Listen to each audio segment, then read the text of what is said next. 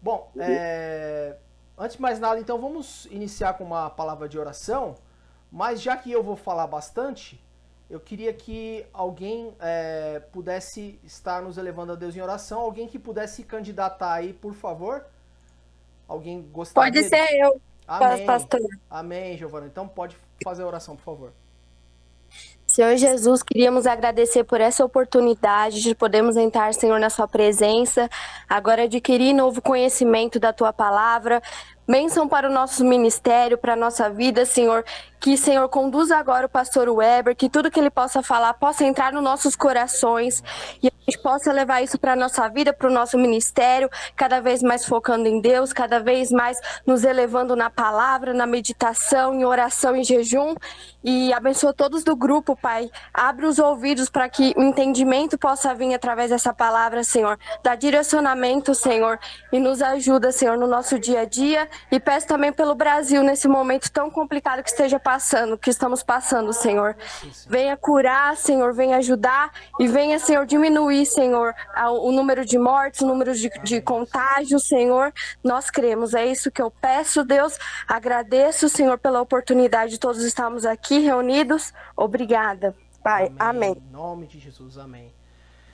Bom, então, como nós falamos, né, nas aulas anteriores, na aula anterior, desculpa, que nós tivemos apenas uma única aula, né, mas eu creio que foi que Deus tratou ao coração de cada um, né, eu só queria fazer um breve comentário aqui em cima do que nós falamos, né, nós falamos que então que a adoração ela tem modos, ela tem meios. Só para perguntar para vocês, a letra tá aparecendo certinha, não tá espelhada não, né? Não, tá ótimo. Ah, tá certo. Então tá bom. Eu tenho duas telas aqui, mas uma delas está invertida, mas isso deve ser só para efeito aqui do Google Meet. E a Kátia. Começou a gravação, Binho? Eu tô fazendo gravação também, mas depois aí, Beleza. depois de feita a gravação, eu viro ele ao contrário. Tá, mas pra nós tá tudo certo. Então, e só como nós estávamos falando, né, que a adoração ela tem modos, ela tem meios, né? A gente não pode simplesmente inventar uma maneira de adorar, né? Como foi o caso, né, de Caim, né? Como nós falamos, né?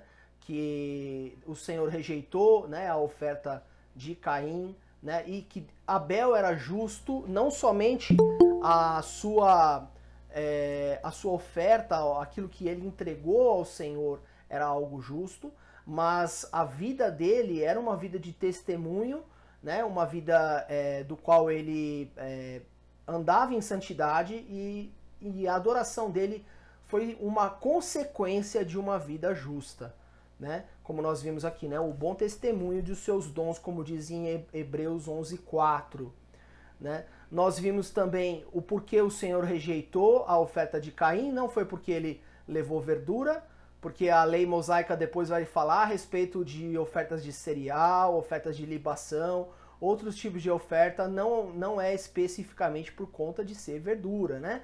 Mas por conta do seu coração, né? Como a palavra vai dizer lá que o pecado jaz à porta, né? Que estava ali a palavra no hebraico, como nós falamos, é a palavra que denomina o animal quando fica aguardando ali para dar o bote, né? Aguardando para poder atacar a sua presa, né? E assim estava a vida de Caim, né? Que preferiu então seguir, né, com suas más obras, né?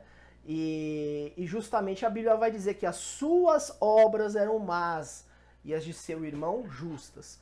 Então, não é a sua obra específica, nós não estamos falando de um dia em que aconteceu um fato consumado, aquele fato consumado era somente um reflexo, né, de como era a vida dele diante de Deus, né?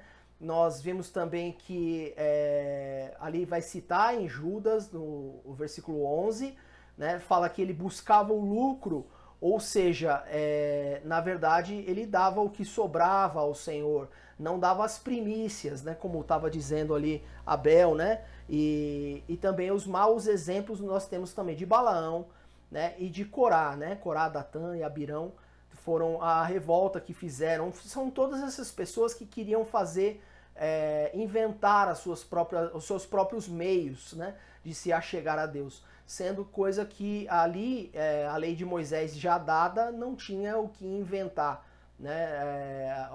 O modo, o meio de adoração já estava determinado na lei, né? Nós dissemos também que nós fomos chamados para ser e não meramente fazer, ou seja, né, como diz lá em 1 Coríntios, logo no começo, né, da carta de Paulo aos Coríntios, vai dizer que Paulo é chamado para ser apóstolo, né, e aos santificados em Cristo Jesus e chamados para ser santos. Então nós somos chamados para ser, para moldar, para transformar a nossa vida, o nosso jeito de ser, não mais como era o mundo antes, mas agora uma nova criatura, novidade de vida. E a adoração, ela é uma consequência, né? Conforme nós falamos aqui, chamados para ser santos, também vai dizer lá em Romanos, versículo 1. E também, esse aqui eu estou só recapitulando, tá? Quem não estava na aula presencial na igreja, só para saber mais ou menos aquilo que nós falamos, aquilo que nós tratamos presencialmente lá na Igreja Ramak, nós falamos muito a respeito disso, né? Do ser e não meramente fazer. É a questão da identidade, né? Então, Efésios 5:27 também vai falar a respeito da noiva, que tem que se apresentar sem mancha, sem ruga. Esse é o perfil que Deus deseja, né, da sua igreja gloriosa, né, imaculada, né? E aí nós colocamos aqui algumas frases de livros, né? Falar a respeito, o maior desafio da liderança espiritual não está apenas em saber as palavras certas a dizer ou as coisas certas a fazer, mas em se tornar a pessoa certa. Isso aqui está falando a respeito de liderança, né? E enquanto nós entendemos que aquele que está à frente lá no ministério, seja tocando o instrumento, seja no vocal, seja na ministração, todos são líderes, tá?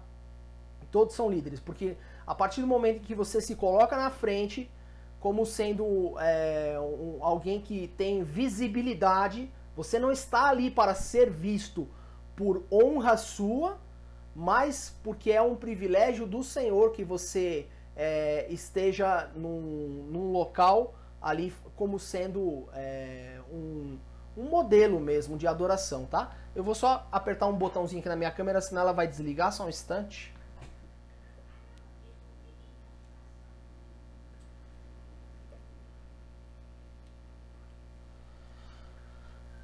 Aí.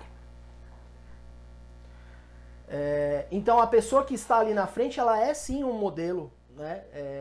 Porque as pessoas se espelham, né? Até muitas vezes, olha, os mais novos, realmente a gente tem que ficar de olho neles, porque eles começam a copiar até vestimenta, até modo de se comportar.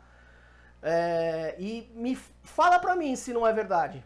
Quando eu entrei na igreja, por exemplo, na época, os ministros de louvores eram o Pedrinho, eram o Elias.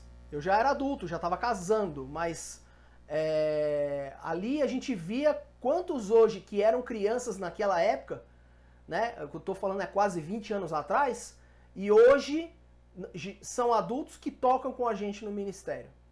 Tipo, eu e o Ricardo, assim, éramos crianças na época. 2 aninhos de idade a gente tinha. Jovens adultos, né? Jovens adultos.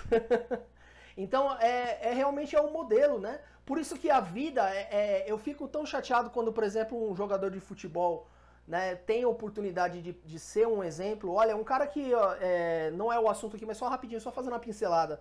Um cara que eu não achava ele bacana, porque eu achava ele arrogante pra caramba, e ele né? Que é o Cristiano Ronaldo. Meu, eu já vi entrevistas com ele, já vi tanta coisa. Eu vi uma vez ele entrou no ônibus, saiu do ônibus, do meio de onde ele estava para vir abraçar um garoto. E eu acabei virando fã do cara, porque eu achei que realmente ele leva a sério a questão do modelo, né? Enquanto que a gente tem, por exemplo, jogadores que não têm o mesmo tato, né? E pior que o Neymar coloca 100% de Jesus na cabeça ainda, cara. Misericórdia, cara. Misericredo mesmo, porque assim, criado na igreja, né? Então assim, e ele é um péssimo modelo, cara.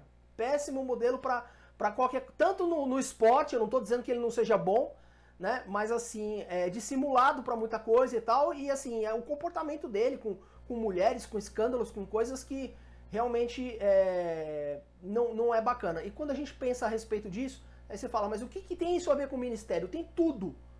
Porque uma vida santa, uma vida da qual você tem um modelo a seguir, o teu modelo é Cristo, tá? Teu modelo é Cristo. Mas Paulo fala, sede meus imitadores como eu sou de Cristo. Então a gente tem que ter muito cuidado com isso. Às vezes é como diz aquela frase, né? A sua atitude fala tão alto que eu não consigo... quer dizer, os seus atos falam tão alto que eu não consigo ouvir o que você está dizendo, né?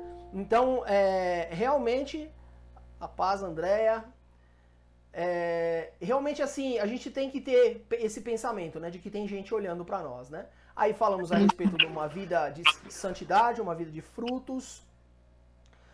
Falamos que mesmo aqueles que têm ministério na casa de Deus vão se apresentar diante de Deus, porque o Senhor não reconhece títulos de carteirinha, nem de obreiro, nem pastor, nem ministro, nem instrumentista, seja lá o que for. Isso não tem a menor diferença perante o grande trono branco do qual todos nós haveremos de prestar conta, né? Então, aquele que tem uma vida torta, ele pode enganar lá no altar muita gente. Só que no dia do juízo, perante o Senhor, quando bate o olho nele, ele vai ser o único tribunal que já existiu, que julga o foro íntimo, ou seja, que julga até o pensamento, né? É só eu falar pra você, não pense bobagem, todo mundo deve ter pensado bobagem agora, só porque eu falei não pense bobagem, né? Porque o coração do homem é mau, o coração do homem é enganoso, né? Mas o Senhor conhece cada um de nós, e tudo isso será passado, né? Nós vamos ter aí um julgamento, não para condenação, porque Cristo já nos salvou, mas existem alguns não, que esses aqui, ó, que estão ouvindo, eu nunca vos conheci, apartai-vos de mim, esses aí não foram cristãos sinceros, esses aí não se converteram verdadeiramente, né? Porque é uma vida realmente de alguém que se converte, ela tem pelo fruto, né? Conforme nós falamos, né?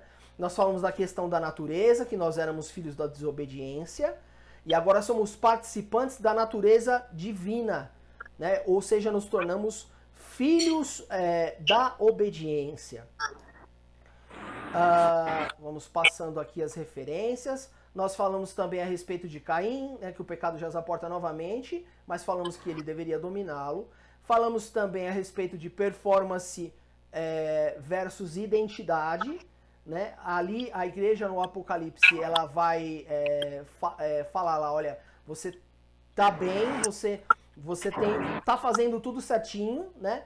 Você abomina a doutrina falsa, né? Você tem perseverado, suportado os sofrimentos por causa do meu nome, não tem desfalecido, mas faltou uma coisa, abandonou o primeiro amor, né? Então a identidade da igreja estava em xeque, não adiantava, mesmo que eles estivessem fazendo coisas teoricamente, né, dentro do que Deus esperava, né? Faltou o amar a Deus sobre todas as coisas, né? Faltou ao próximo como a ti mesmo.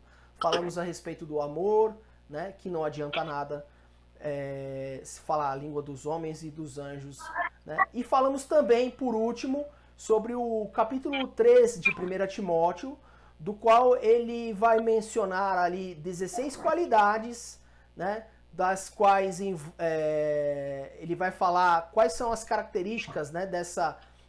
Dessas qualificações que Deus exige do obreiro. E do obreiro, quando eu digo obreiro, o apóstolo Paulo está dizendo a respeito do diácono, do bispo, do pastor, também do levita, daquele que participa de todos os momentos, daquele que arruma o cabo na igreja, daquele que opera a mesa de som, daquele que opera a câmera, daquele que limpa o banheiro, tudo. Isso inclui tudo, tá? Aí nessa hora eu falei baixinho, a habilidade é apto a ensinar, e o Eric pegou e já falou para você, meu. O crédito foi todo para ele.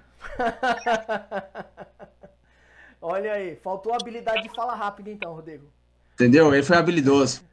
Nós falamos então das 16 qualificações, apenas um era a única que mencionava a respeito de ter habilidade, né? Que era o apto a ensinar, que é no caso aqui o que estou fazendo no momento, mas não quer dizer que aquele que toca, por exemplo, na casa de Deus, ele tem que ser necessariamente um professor, tá?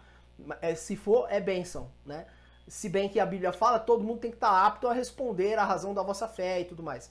Só que o que eu quis dizer é que num leque onde você tem várias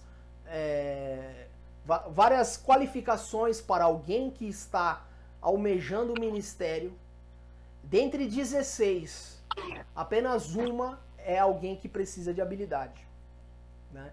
Então, assim, a gente preza para alguém tocar bonito, tocar bem, preza para que a pessoa cante afinadinho, mas não é tudo. Não é tudo. Infelizmente, a gente tende a fazer isso não só no louvor. Nas igrejas são assim, o fulano fala bem, dá o púlpito para ele, né? O ciclano tem uma voz bonita para embargada, para fazer uma oração bonita, vamos chamar ele sempre para orar.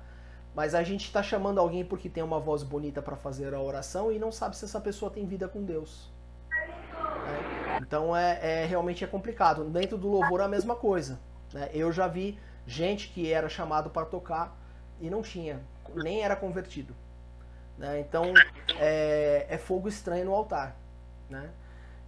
A falta também de um item também que é o caráter, né? Então aqui, desculpa gente, eu precisava dar essa pincelada até pra gente deixar registrado. A gravação do último que nós fizemos ficou com imagem boa, mas o áudio não tinha ficado legal.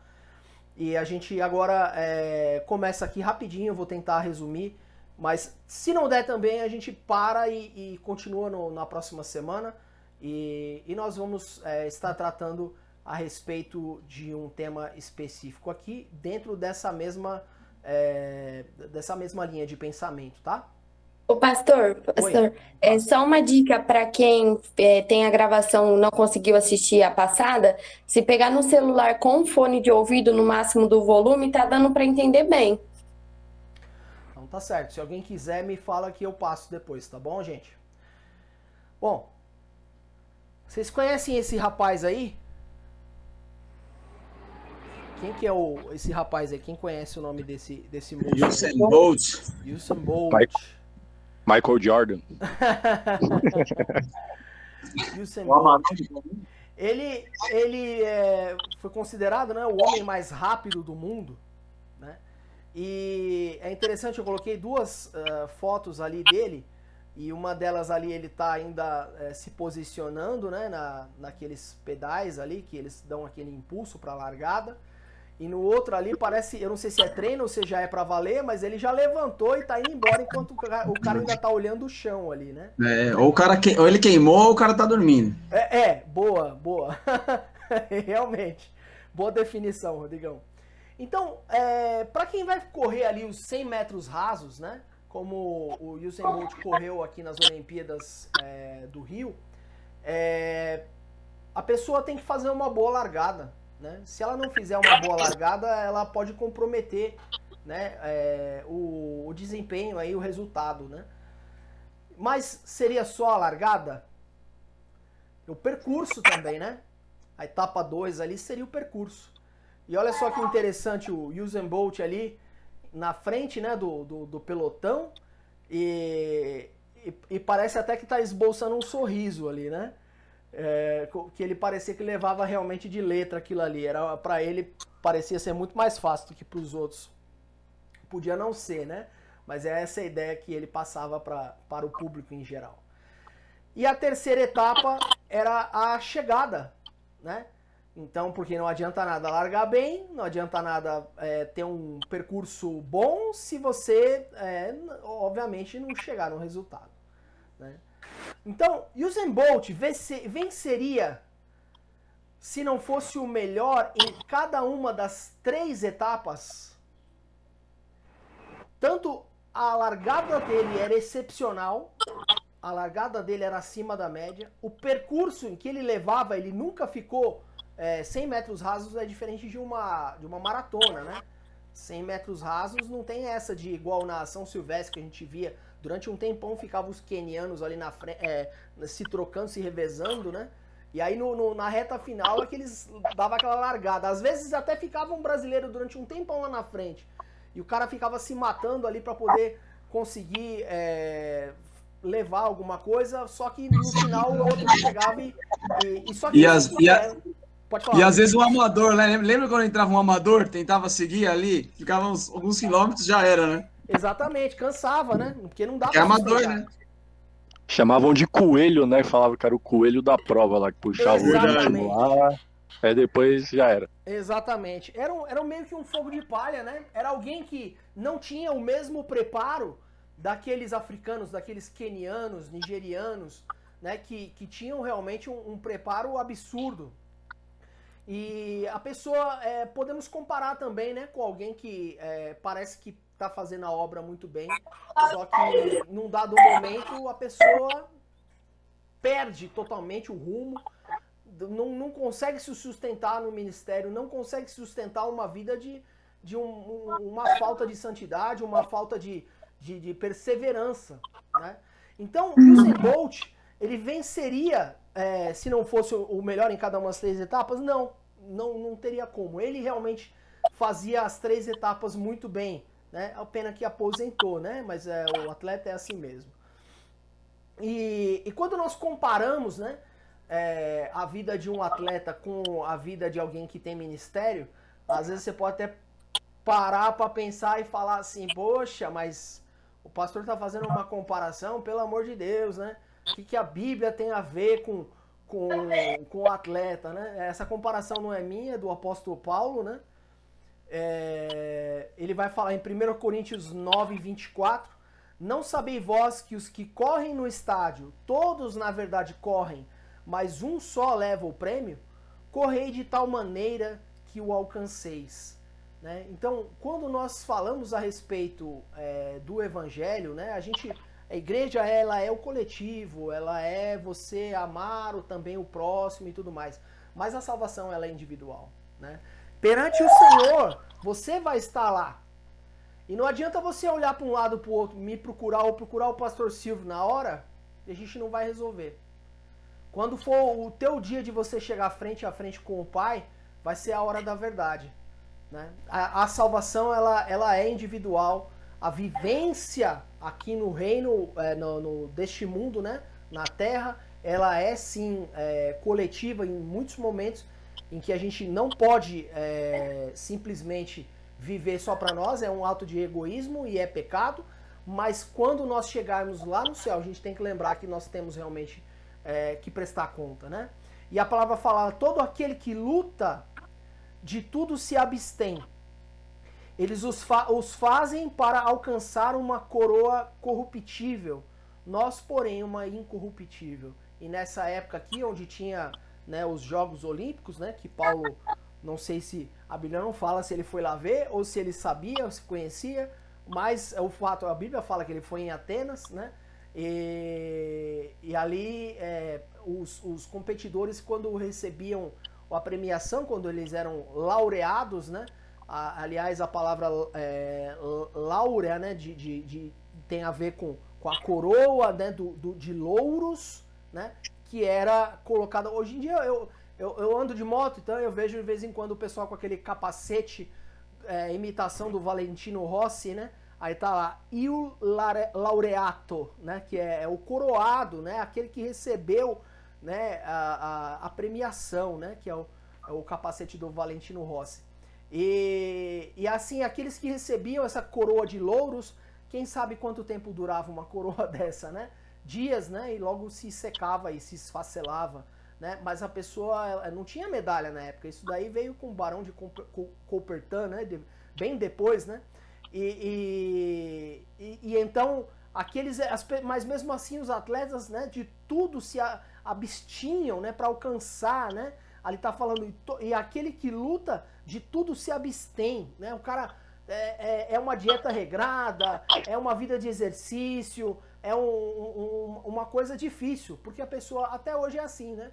Quem é atleta realmente sério, os grandes campeões, né? Eles fazem uma uma vida regrada porque buscam alguma coisa, né? E mesmo que nós não estivéssemos falando de uma coroa de louros, embora a gente estivesse falando a respeito de uma medalha de ouro que durasse durante séculos e séculos, né? Mesmo assim, ela não é comparável à vida eterna, né? Então a comparação com o atleta, ela é correta de se comparar quando nós falamos a respeito da vida cristã e da vida ministerial.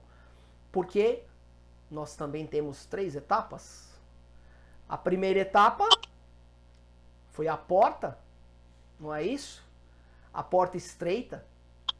Nós, um dia, né, nós encontramos com Jesus e nós fizemos uma decisão, o Espírito Santo nos tocou e nós não tínhamos como, a gente aceitou a passar pela porta estreita, a porta onde muitos ali caçoaram da sua vida, falaram que você estava louco, que você estava errado, que não era bem isso, né?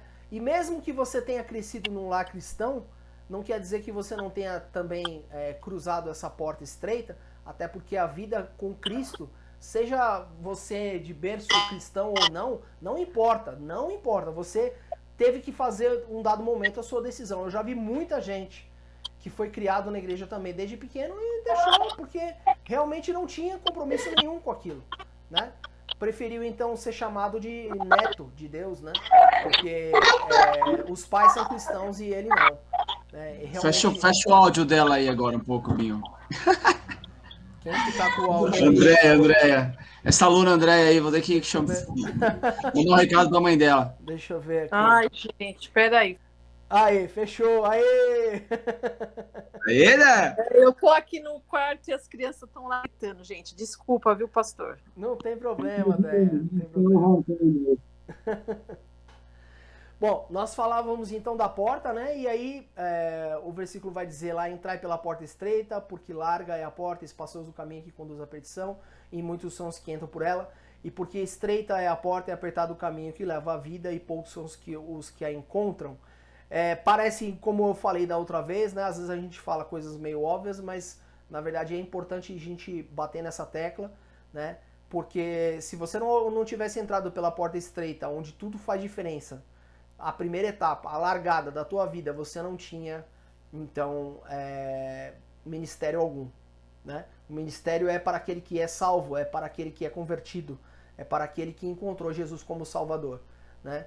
Como eu disse, por incrível que pareça, existem igrejas que dão o púlpito para pessoas que não são convertidas, né? Existem pessoas profissionais que são chamados ali para executar, né, alguma coisa ali dentro da igreja, e isso não... Eu creio que Deus não se agrada. Eu creio não, eu tenho certeza que Deus não se agrada, né? A menos que esse profissional um dia venha a aceitar Jesus como seu Salvador.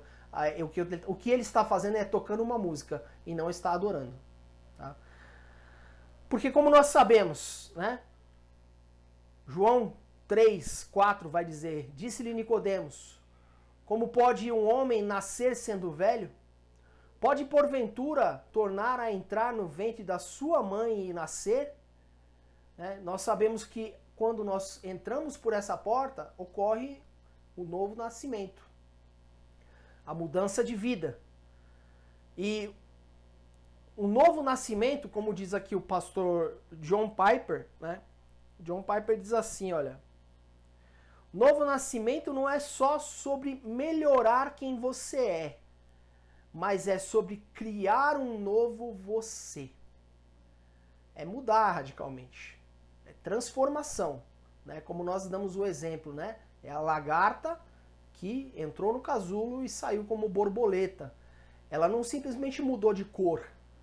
Ela não simplesmente ficou um pouco diferente.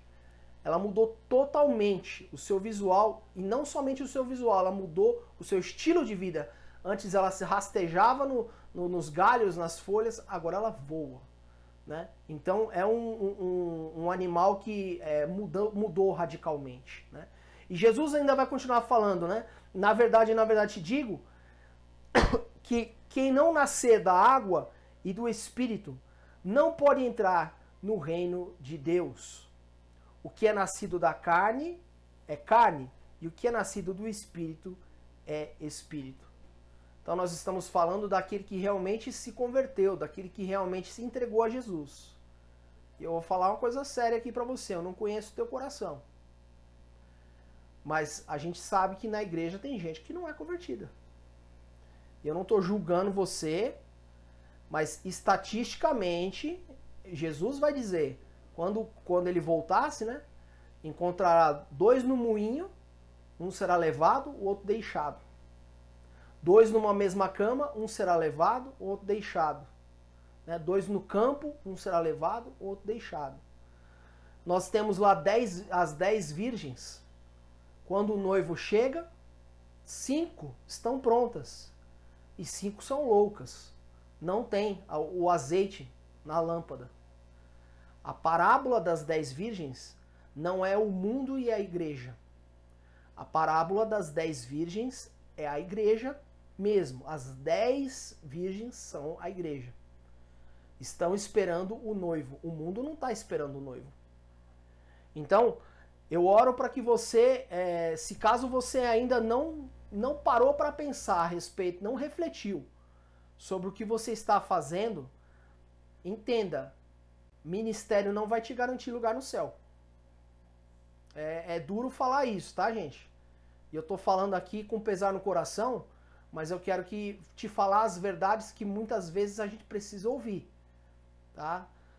Ministério não te garante lugar no céu. Então, se você ainda não aceitou Jesus como seu Salvador, não atravessou a porta estreita, faça isso o quanto antes.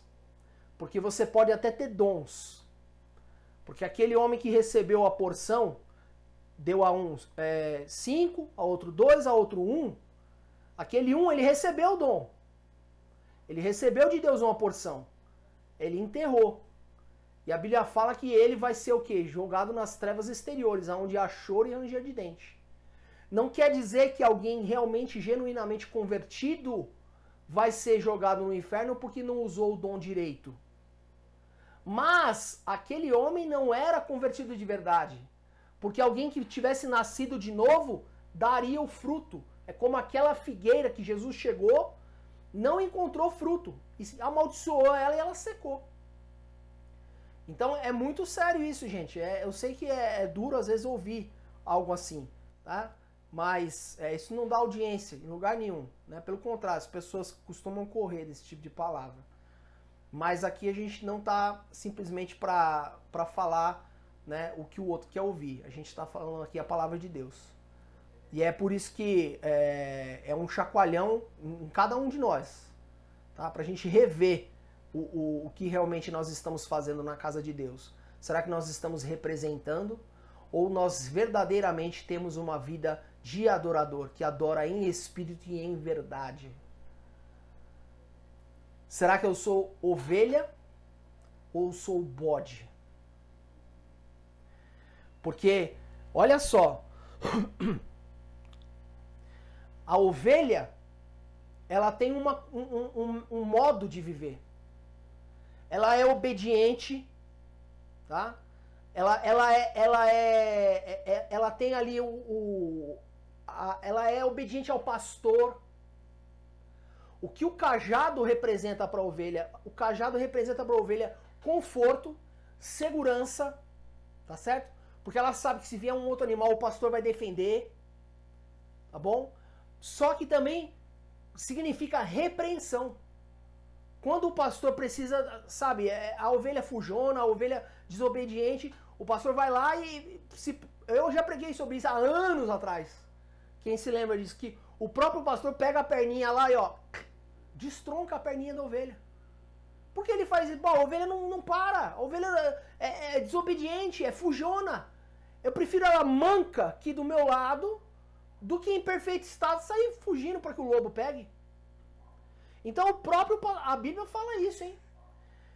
Em Oséias, vinde e voltemos ao Senhor, pois Ele nos despedaçou e nos curará, fez a ferida, né, e nos sarará. É Ele mesmo quem liga a algo que Ele permitiu que acontecesse. Então, realmente é muito sério. A ovelha ela tem que estar disposta a esse tipo de coisa. De vez em quando ter o quadril deslocado, a perninha deslocada. Já o bode não. Essa eu não sabia, meu. Da perninha deslocada aí, eu não lembrava não, rapaz. Pois é, eu preguei isso aí há muito De Oséias, tempo atrás. A ferida, assim. Ele mesmo pega, aliás, a palavra de Oséias, ela é um exemplo do que está falando da vida do pastor. Ele fez a ferida e a ligará, ou seja, ele dá uma puxadinha estratégica. Sabe aonde mexer, né? Sabe aonde mexer. E ali depois ele pegava uma tala, colocava o bálsamo e deixava ela curando ali. Caramba. Só que ali ela aprendia a ficar obediente. E aí muitas vezes, e ainda mais, às vezes ele fazia aquele ebornal, né, que chama, né? Que é pegava uma faixa, se ela fosse pequena, né, fosse filhote, e ainda ficava carregando junto do peito dele durante um tempo, quando às vezes ela não podia andar. Aí ficava aquela ovelhinha ali, ouvindo as batidas do coração do pastor. Do pai. Para lembrar quem é que ama verdadeiramente a ela.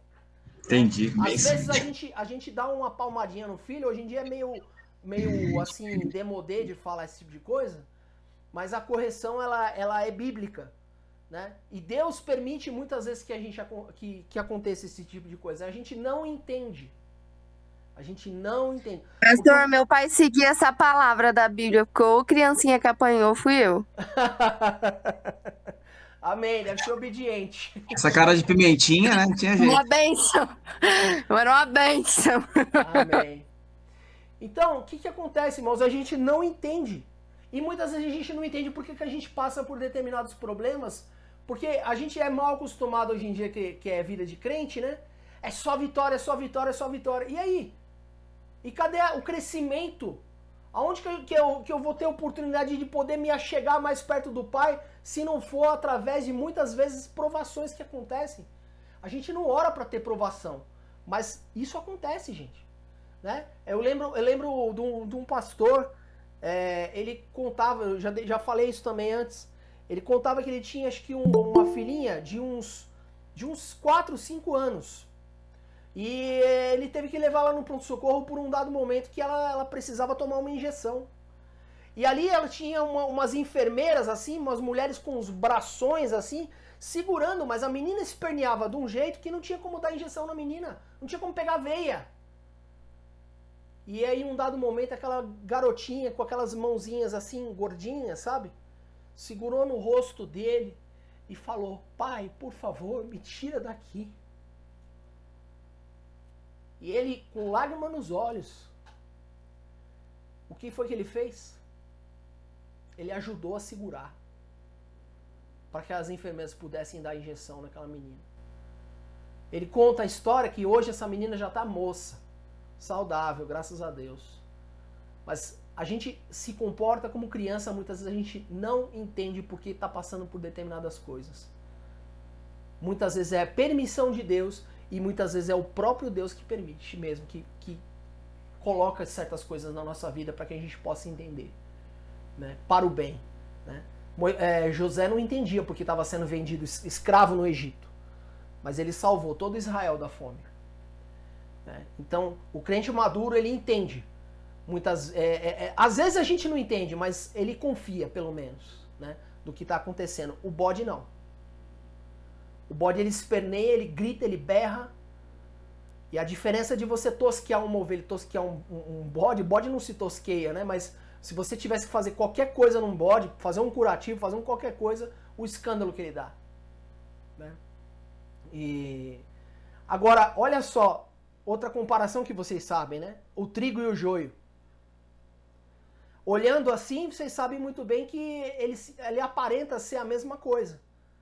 Né? Mas, veja bem, tanto a ovelha quanto o trigo possuem características únicas que o bode e o joio não conseguem reproduzir.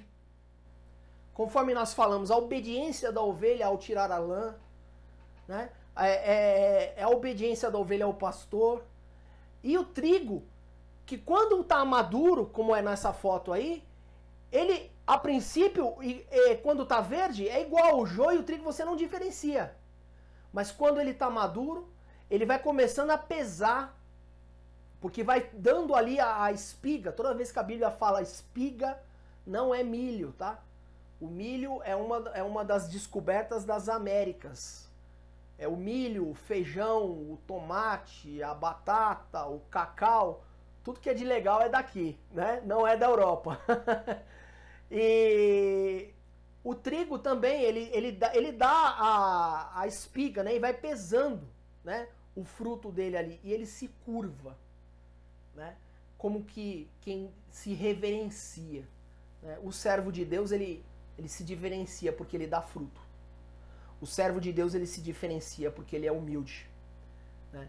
E não adianta você tentar ensinar um bode a ser ovelha. Não vai funcionar. Não adianta você tentar ensinar um trigo, desculpa, um joio a ser trigo. Não vai funcionar. Você vai insistir, você vai brigar, você vai falar, você vai discutir. E não vai pra frente. Não dá. Porque nós não falamos lá no começo que não importa o que você faz, importa quem você é.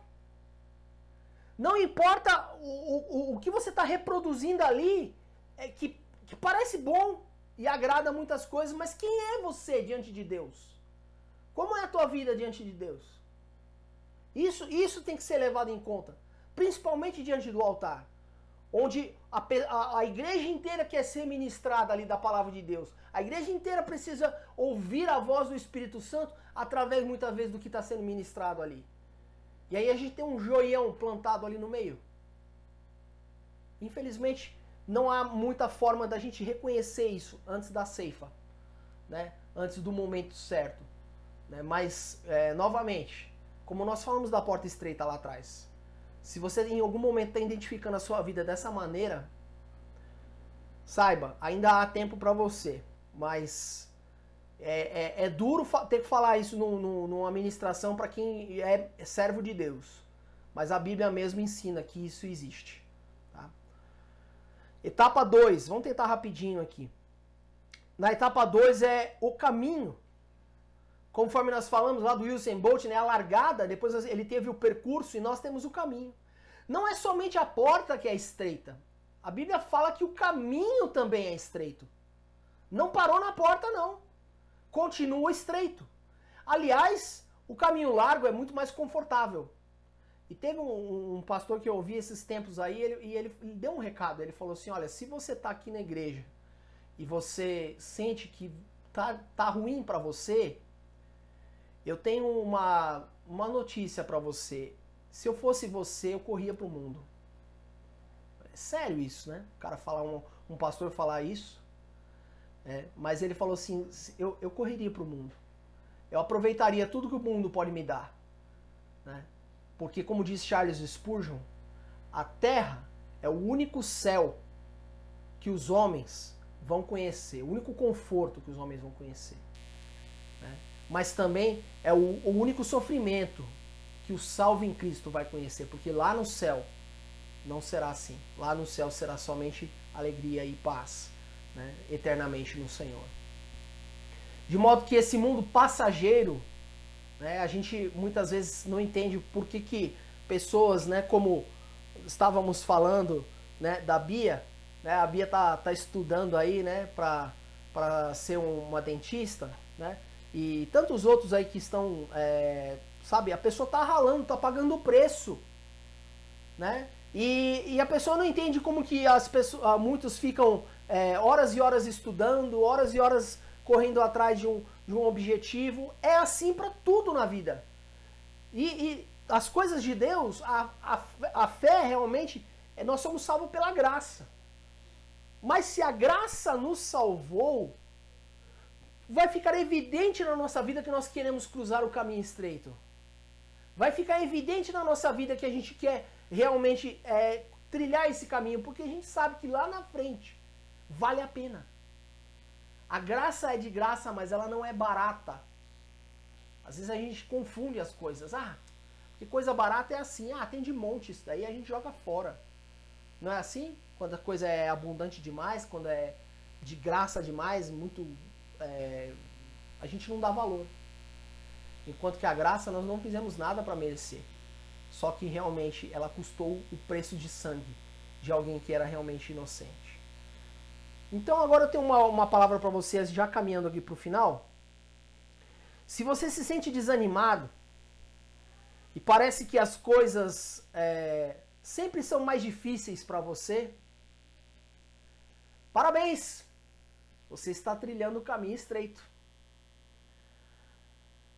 Como estão as águas da sua vida nesse tempo de pandemia? Nesse momento agora? Eu garanto que, acho que para quase ninguém a coisa tá super fácil. E aí para aquele que é servo de Deus, não quer dizer também que vai ser tudo de mão beijada, vai ser sombra e água fresca. Jesus jamais prometeu uma vida regalada, né? Uma vida super tranquila, né? Para aqueles que são seus servos, né? Mas ele falou a verdade, né? E o que aconteceu com Paulo?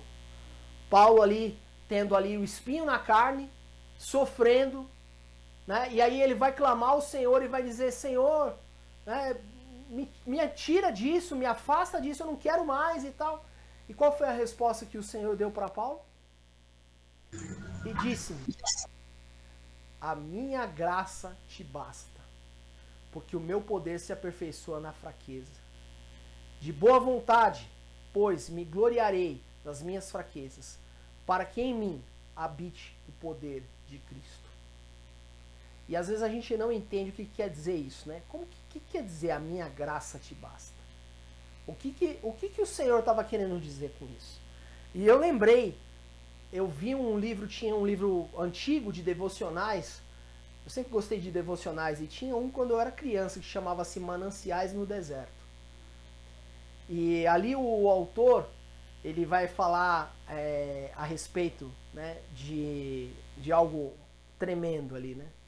Ele fala, eu até anotei aqui, deixa eu pegar aqui o que eu tinha anotado, rapidinho aqui. Esse livro eu não sei quantos de vocês já ouviram falar, porque realmente ele não deve ter nem edição mais, mas ele foi um dos precursores, né, a respeito de devocionais, né, para o público cristão.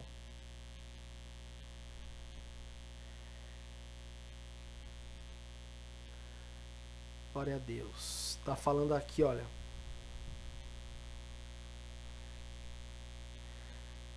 Ele tá dizendo assim, ó, outra noite eu estava dirigindo de volta para casa e depois de um dia pesado de trabalho, sentia-me cansado e bastante deprimido. Quando eu de súbito como um raio veio-me a mim aquele texto, a minha graça te basta. Cheguei a casa e procurei no original e finalmente me veio do coração dessa maneira, a minha graça te basta. E então eu disse, e é isso, é claro, a graça do Senhor basta. E de repente comecei a rir. Até ali eu nunca tinha entendido bem o riso de Abraão, né? Abraão que sorriu, né? Como Sara também sorriu, né? A respeito da promessa do Senhor. Como a incredulidade me pareceu absurda. Como era ser um peixinho, sentindo muita sede, tivesse medo de esgotar a água do rio, se bebesse todo a água. E então o próprio rio, né, ou o oceano, dissesse para ele assim, pode beber, peixinho, pode beber, porque as minhas águas te bastam. Ou se depois de 7 anos de fartura, um ratinho ficasse com medo de morrer de fome, e José, dos seus celeiros, dissesse-me, os meus celeiros te bastam. Depois imaginei um homem nas alturas de uma soberba montanha, dizendo a si mesmo, eu aspiro tantos metros cúbicos de ar por ano, receio esgotar o oxigênio da atmosfera, e a terra lhe responder, pode respirar à vontade, a minha atmosfera te basta. Pouca fé bastará para nos levar ao céu, mas uma grande fé trará o céu até nós. Isso foi Charles Spurgeon que falou. Porque à medida em que nós nos achegamos, né, mais próximo do Senhor, né, a gente vai começar a ser permeado, a ser inundado pela graça do Senhor. E a gente vê que, na verdade, não importa a situação que a gente passa, não importa o momento que nós estamos passando, né? Se nós estamos com o Senhor, aqui já é o céu. Eu não preciso ver rua de ouro, eu não preciso chegar lá na glória e contemplar o trono do Senhor. Eu já contemplo o trono do Senhor no altar da minha vida. Então, aqui, para mim, é o céu. A maior necessidade encontra-se em Cristo, que é o suprimento. A maior indagação, a resposta. A maior lacuna, o preenchimento. O maior vazio, a plenitude de satisfação. A miséria maior encontra em Cristo a graça. Há sempre um grande saldo em nosso crédito no banco do céu, esperando os nossos saques de fé. Tire bastante desses recursos do banco de Deus. Então, eu vou deixar para a próxima aula. Nós falamos sobre a terceira etapa, que é o alvo. Tá bom? Como agora já são 21h01, eu louvo a Deus aí pela oportunidade, pela tua vida, né? Você que separou esse tempo para estar com a gente aqui nessa reunião. Deus abençoe a tua vida, né? E que isso possa martelar no seu coração, que às vezes a gente fala de uma forma para evangelismo, né? Fala para quem não conhece o Senhor. E a gente muda totalmente quando vai falar com os que são da casa, achando que tá tudo certo. E só o Senhor é que conhece cada coração. Só o Senhor é que sabe em que fase da nossa vida nós estamos. Se nós estamos ainda na largada, se nós estamos durante o percurso.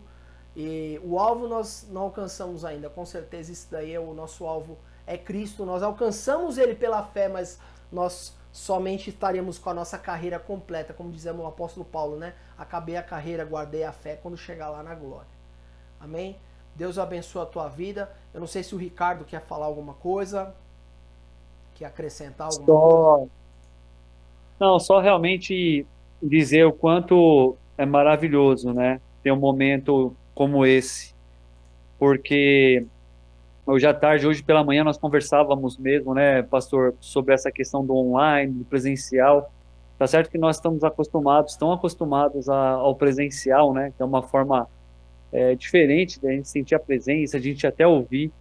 Poxa, mas agora esse tempo que a gente teve foi tão bacana, foi tão gostoso, e a gente pôde ouvir, né, uma palavra tão abençoada e tão edificadora como essa, que fala tanto aos nossos corações, principalmente para a gente que tem, o intuito é esse mesmo, falar sobre os ministérios, né? Eu acho que essa alusão que você fez do atleta, né, que tem todo um preparo, cara, eu achei fenomenal, né? Porque para ele chegar no ápice mesmo, ele tem que ter um decorrer de uma vida de um preparo assim até chegar lá.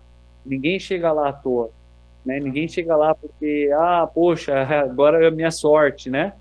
Foi minha vez.